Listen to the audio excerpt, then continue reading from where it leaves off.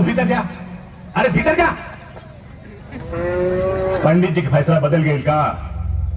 हाँ, बदलल फैसला ही बतावे खातिर आइल बनी।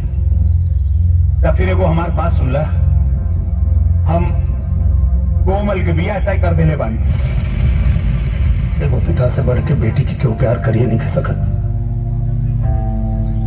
हम अनाथ प्यार के मतलब का समझे, अपने के बेटी हमरा के प्यार के मतलब समझा दे। अब देवता मंदिर में रहे या घर में, का फर्क पड़ा था। वो हमरा के हमारा माँ ही से मिलवा दे। अगर हम उनका के अब उनके पिता से ना मिलवा पाएंगे तब बहुत बड़ गलती हो जाए। कहीं तोहार यकीन तोहरा प्यार के झूठ ना बदल दे। प्यार के दूसर नाम विश्वास होला चाचा, और हमनी के प्यार की बुनियाद तन पे ना मन पे टिकल बा। कसम कोमल और कबीर के प्यार की। अगर हमनी के जज्बात अपने के फैसला के बीच में आई तो हमनी के प्यार प्यार ना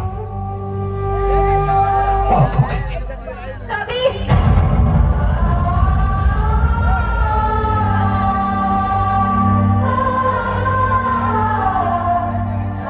औरत के भाग्य के फैसला हमेशा मर्द ही करेला।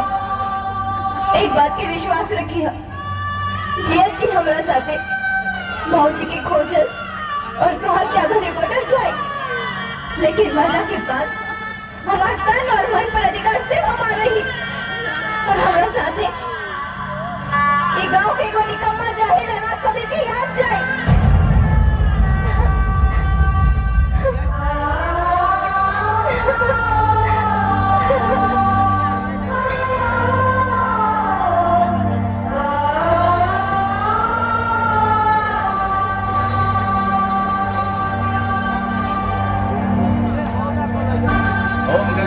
भूतगणादिसेवितं कपित्थजम्बूफलचारुभक्षणं उमासुतं सौविनाशकारकं नमामि विघ्नेश्वर